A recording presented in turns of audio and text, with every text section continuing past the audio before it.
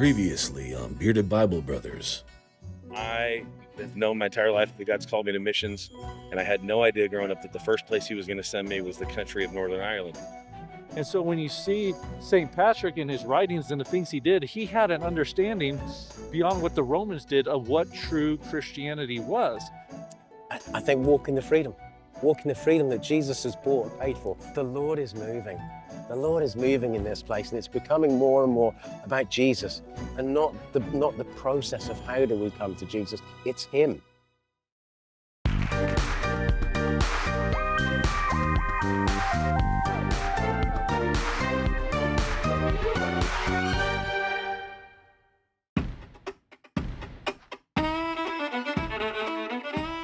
After those 6 years of captivity, Maewyn Socket finally returned home, what we believe was Britain.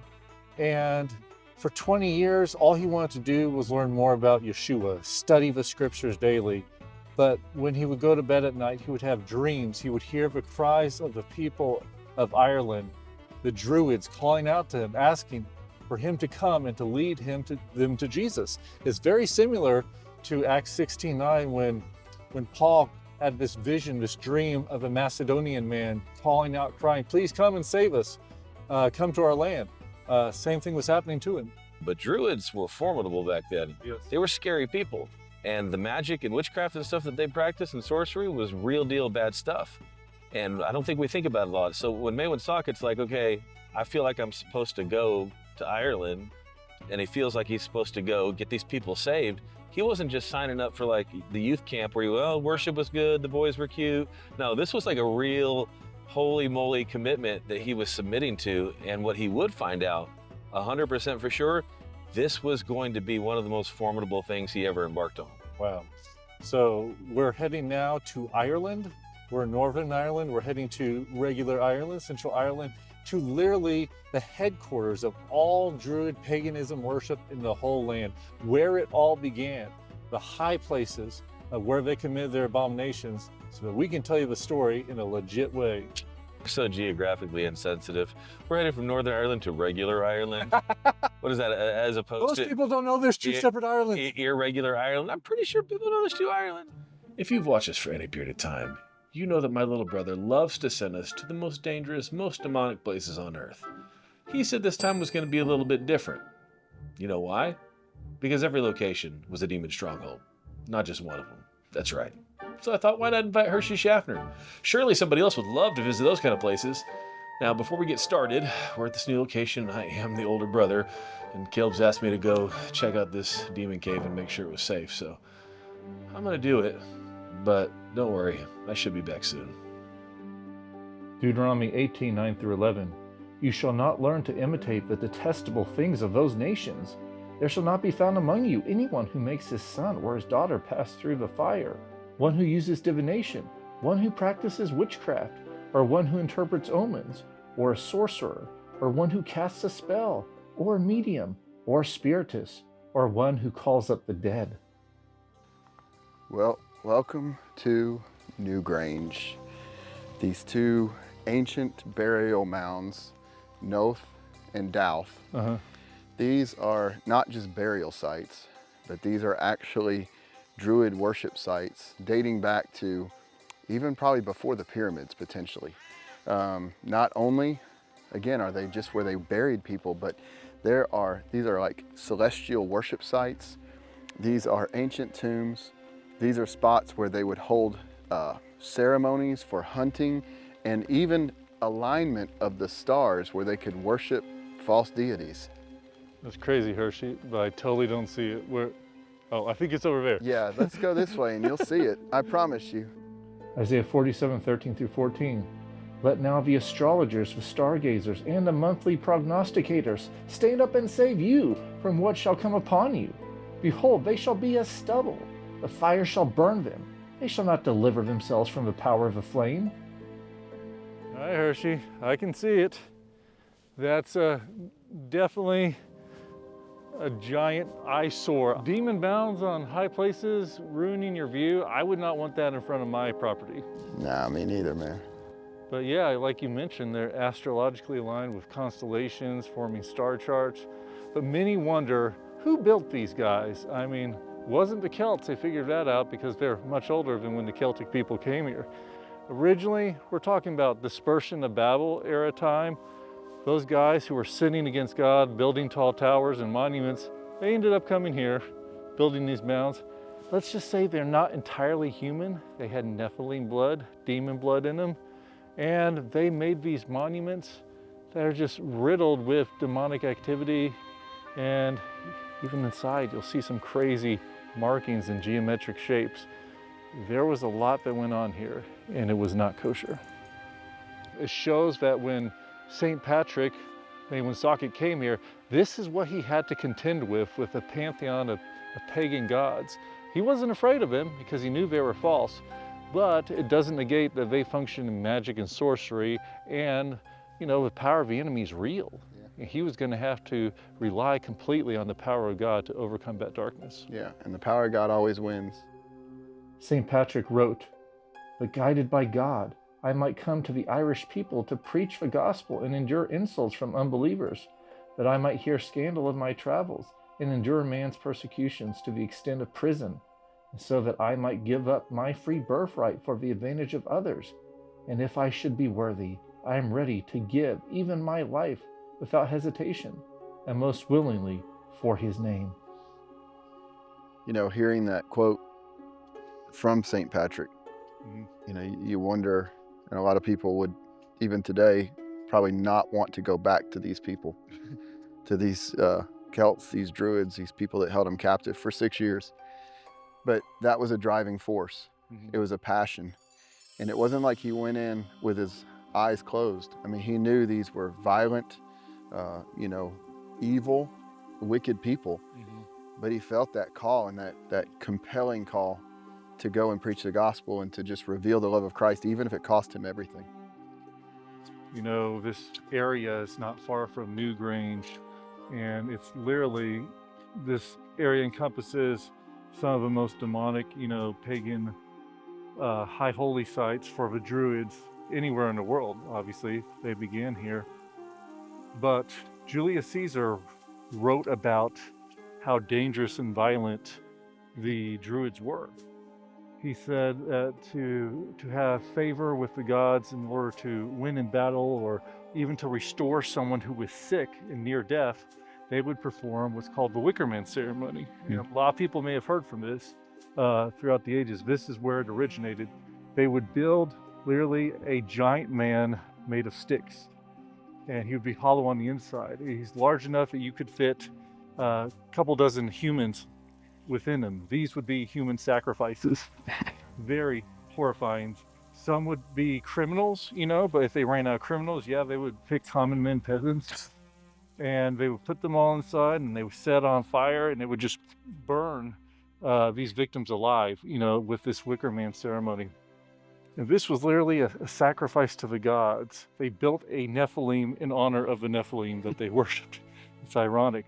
It's fair. There's a lot of, false precepts and ideas centered around the tribes in Britain and the Celts and all that, where people really have begun to believe that they're the 10 lost tribes of Israel.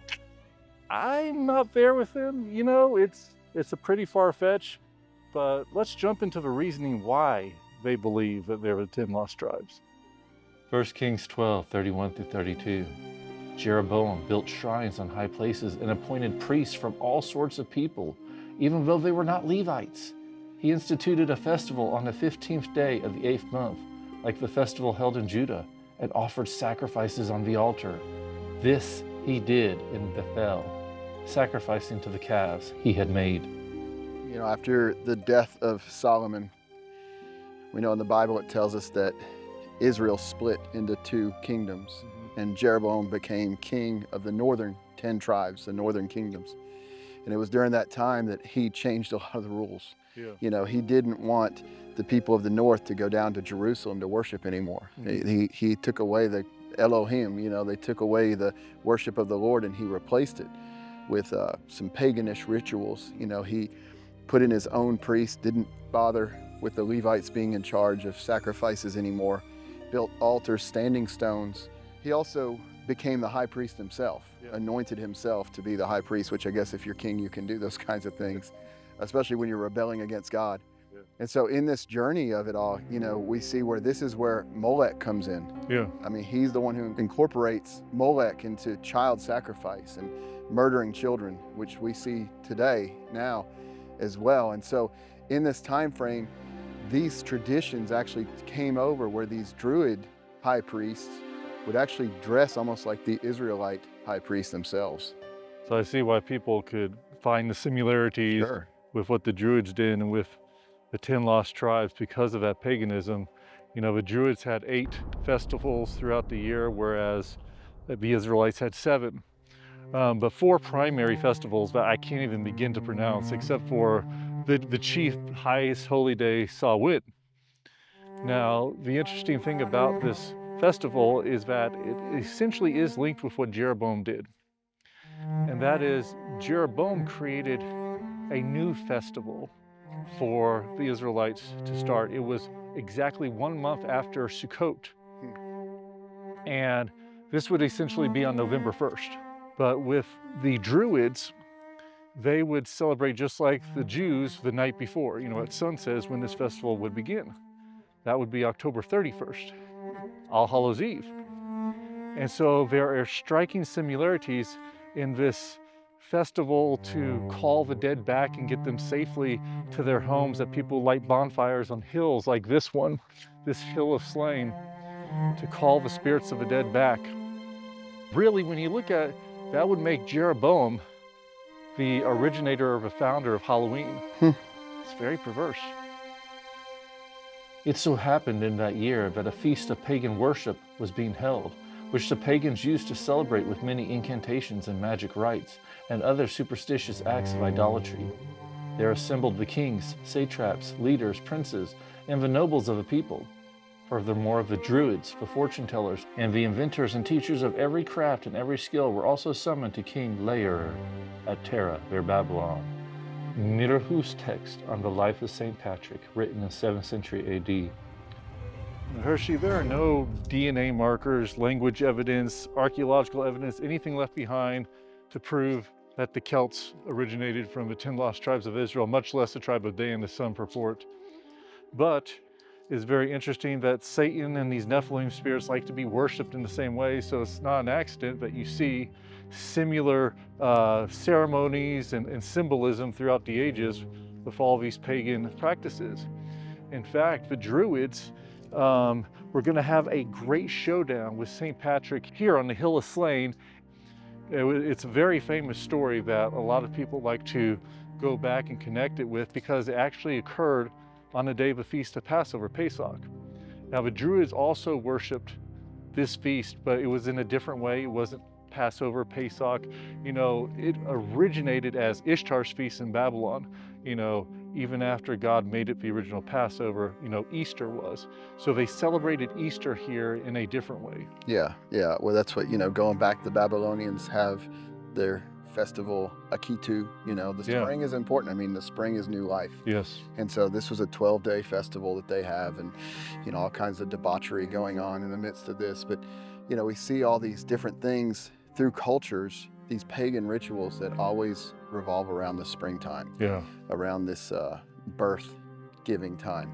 You know, you talk about goddess Ishtar and all the crazy stuff they do there. Gets really deep. You know, but what's amazing is that God, the God of the universe, right, Elohim, right, the great I am, he actually set up Passover in the same time frame that would actually, you know, be this time of this new beginning, a new year. And we know, as even as believers, as followers of Yeshua, as followers of Jesus, that he came, was resurrected in the Passover. And so these feasts and these festivals, they all tie together because it's a very holy moment. And the enemy wants to always make unholy what is holy. Counterfeited. Exactly. And so, you know, knowing that St. Patrick, you know, Maywin was in this land, and he knew the holiness and the power of the Passover. And so, just 10 miles from here, you know, in Tara, you've got the king, and old Patty Boy took it to him. He was like, almost an Elijah moment, like, let's see whose God answers by fire. This is going to be an interesting part of the story. It's a fun one. The Bearded Bible Brothers is an outreach of Zola Levitt Ministries. Visit levitt.com to subscribe to our monthly newsletter, The Levitt Letter, or call 1-800-WONDERS. Check out our resources we have available on our online store, or learn more about our tours to Israel, Greece, and Petra. You can also visit beardedbiblebros.com to subscribe to weekly digital updates through email and watch our online videos and content. Your donations and love gifts help us continue our mission to bring the gospel to the Jew first. We thank you for your faithful support. Numbers 10:35. So it was, whenever the ark set out, that Moses said, "Rise up, O Lord, let your enemies be scattered, and let those who hate you flee before you." All right, Hershey, the year was 433 AD. On this night, Passover Eve, there was a great pagan Druid celebration.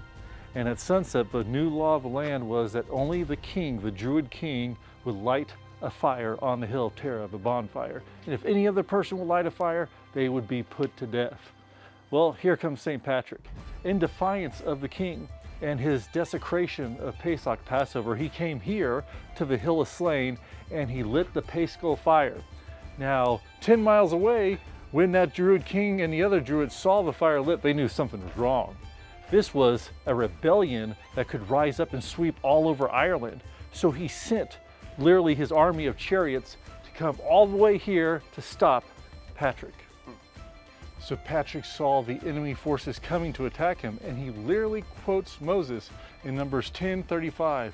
So it was, whenever the ark set out, that Moses said, "Rise up, O Lord, let your enemies be scattered, and let those who hate you flee before you." And so in that moment after that prayer, reading the scripture, just like God came and rescued the children of Israel from Pharaoh, God shows up for Patrick. He does this amazing thing. And we know that 49 of these soldiers and these chariots were destroyed. Wow. It's said that it got completely dark, like the Lord blacked everything out, and they almost began fighting amongst themselves, as they did in scripture many times. Yeah. So this whole idea of what the Lord did for him was amazing. And that's why right here where we're at, in the 6th century, Saint Eric, he came and he actually erected the church here because he was actually a follower of the disciples of Patrick himself. That's pretty crazy. And this view is incredible. Epic view. Leviticus 19:31. Do not turn to mediums or necromancers. Do not seek them out, and so make yourselves unclean by them. I am the Lord your God. We're here at the hill of Terah. Yep. We're standing here. This was the highest place, the darkest place, really, for the Druids of Ireland. Like this was their highest high place. And we're surrounded with standing stones, with the stone of destiny here, where people even now have brought flowers and there's sacrifices over here at these other burial sites. Coins, money all around the base. It's unreal. It's still going on. And this was a dark place. This was a place where they had passages and they actually intertwined with demonic forces. This area dates back to pre-Celts. Yes. So, as you've shared before, potentially Nephilim doing some work around here, some pretty heinous stuff, some darkness. And this was the epicenter of where it all happened. That's right. This stone of destiny is surrounded by hinges. You can't tell, hinges and mounds. This was known also as the speaking stone, Leah Fall. It was the coronation stone for the king of Terah and all the kings of Ireland after that. And it is believed that it had mystical powers to extend the life of the king, to give him great health and great knowledge and wisdom. It literally spoke to him. And it was brought here by the mystical Tuat Daidanin, which were this pantheon of gods that the Celts worship. So yeah, gnarly place. Exodus 7:10-12. So Moses and Aaron went to Pharaoh and did just as the Lord commanded. Aaron threw his staff down in front of Pharaoh and his officials, and it became a snake. Pharaoh then summoned wise men and sorcerers, and the Egyptian magicians also did the same things by their secret arts. Each one threw down his staff and it became a snake. But Aaron's staff swallowed up their staffs. We're here at Terah Hill, and this is a spot where another wild story takes place. Yeah. The Druid king, after the whole deal at Passover, he invites Patrick to come, but it's kind of a trap. They have a banquet, and they actually poison Patrick's drink. The amazing thing is, Scripture tells us that we can drink anything deadly and it won't harm us, and Patrick actually lived that out. He drank the drink, and they all waited for him to fall over dead, and nothing happened. And so this kind of freaks the king out. So now the king and the Druid priests begin to kind of do a whole Moses and Pharaoh's, magicians, and they start challenging Patrick and his God to see who the real God is. This is gonna get awesome. Pretty cool stuff. Bad. It's gonna be bad. So here it is, the contest, the battle, epic clash. So the high priest wants the Druids again to face down Patrick. So the first thing that the Druids do is they put this incantation over the land, and this sheet of snow comes, and it's there covering the ground, but then Patrick prays and the snow dissipates. Wow. So the next thing that happens, because now there's the next roll, round 2, ding, ding, ding. And so they do their incantation, and a thick fog settles, deeper than what we're looking at right now. Covers the whole land, and again, Patrick prays. Yeah. And guess what happens? Gone. Fog rolls away, right? Yeah. So now the Druids are freaking out a little bit, because they're like, man, this guy has power that we don't have. And the high priest is like, let's have like one last final knockout, Mike Tyson knockout right here. And so this part of the story I know pretty well, because they have a house built, okay? Half of the house is made of freshly cut wood, green wood, and the other from dead wood. Then they take St. Patrick's servant and dress him in the Druid high priest clothing, and he's placed in the dead part of the wood, the most flammable, and the Druid is placed in the green part of the wood, and they set the house on fire. And what happens is the green part burns completely, and the Druid servant burns alive, but St. Patrick's clothes remain touched. However, St. Patrick's servant, he's untouched, so is the dead wood, but the clothes of the priests are burned off. So it's a crazy story, and when the Druid High King sees this, he is struck with fear. He repents, and eventually turns his heart to Jesus. For there is no other God, nor ever was before, nor shall be hereafter, but God the Father, unbegotten and without beginning, in whom all things began, and his Son, Jesus Christ, who manifestly always existed with the Father. Before the beginning of time, he was made man, conquered death, and was received into heaven, to the Father who gave him all power over every name in heaven and on earth and in hell, so that every tongue should confess that Jesus Christ is Lord and God, in whom we believe. The Confession of St. Patrick. Maewyn Socket died on March 17, 461 AD. During his lifetime, he performed signs, wonders, and miracles. It was necessary to get the attention of the Druids, who also worked in the dark arts. He has purported to heal the sick, to raise 33 people from the dead. He lived the life of the apostles, basically. He literally wasn't a Catholic or a Protestant, because that didn't exist at that moment. He was just a follower of Yeshua, Jesus. But when you really look deeper into his history, you can find that there just might be a Jewish root, a connection to his livelihood that was indeed connected with the 12 tribes of Israel. In fact, there is an ancient medieval manuscript, an Irish manuscript, called the Book of Leinster, and it declares of Patrick, of the sons of Israel, Patrick was verily. But when the children of Israel were scattered by Titus and Vespasian in bondage throughout the 4 quarters of the world, in revenge for Christ's blood, then did Patrick's stock come to Brittany, because of St. Patrick's stock is of the sons of Israel. Now, Maewyn Socket was from an aristocratic background in Brittany, and at that time it's documented that many in Brittany were Jewish who had fled, who had escaped the persecution from the Romans. Because, as you know, we talked about Constantine and his successor, Theodosius I, they enacted laws to persecute the Jews, to expel them, to hunt them down, to keep them from worshiping the God of Israel.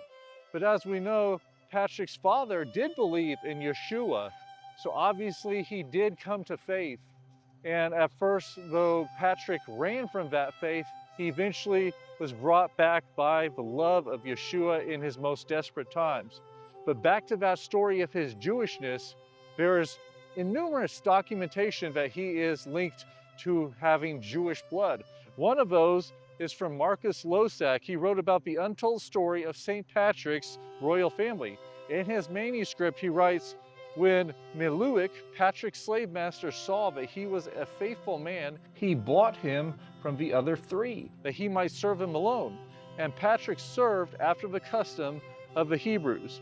But really, when it comes down to it, whether he's Jew or not, or Gentile, we are all one in Messiah Yeshua.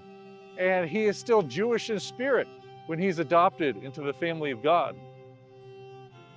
Romans 2:28-29. For he is not a Jew who is one outwardly, nor is circumcision that which is outward in the flesh, but he is a Jew who is one inwardly. And circumcision is that of the heart in the spirit, not in the letter, whose praise is not from men, but from God. The Druids believed in many gods, and they worshiped these gods in sets of three, because they believed three was a mystical number. And they revered the shamrock because of the 3 points on the shamrock. St. Patrick was wise to this. He understood the Druid culture and the Druid way. So one of his most famous teachings is he took a shamrock and he explained to the Druids that this is one shamrock, but there's 3 points on it, just as the Heavenly Father, the Son, and the Holy Spirit are 3 persons in one God. This was the Trinity, and he was trying to explain to them, connect with them, that there is only one God in 3 persons. And that story carries over today, and it changed an entire nation. He changed an entire country with the gospel of Yeshua. When Yeshua called his Jewish disciples to go to the end of the earth, he meant it. Ireland was the furthest northwest known to mankind during the 1st century. We can feel the call of this land just as Maewyn Succat did centuries ago. As we traveled the small confines of Ireland, we saw the memorials of evil, monuments of power left behind by pagans who worship demons. We also see the irrefutable stamp that one man made on an entire nation to change the course of their future for good. Among the dozens of churches named after Maewyn Succat, St. Patrick's Cathedral is the tallest and largest in Ireland. Yet we glory not in man, but in God who empowers man. For the just shall live by faith, but without faith it is impossible to please him. It's time we all take up the call of Yeshua's Great Commission. Even one man, empowered by God, can make history. Hello? Hershey? Little brother? I knew this would happen. Oh, you? Yeah, I'm still in the cave. Yep, that's me. Stuck in the demon cave. No electricity. No lights. Lots of demons. Did you know the Bearded Bible Brothers is an outreach of Zola Levitt Ministries? That means we are entirely donor funded. Consider giving at levitt.com. You can also join the Bearded Bible Bonanza to access additional content at patreon.com/beardedbiblebonanza. Please support our mission to spread the gospel of Yeshua by subscribing to our social media and sharing our online messages. Join the Bearded Brothers in person on a study tour of Israel, Greece, and Petra and see the Bible come alive. And as always, pray for the peace of Jerusalem.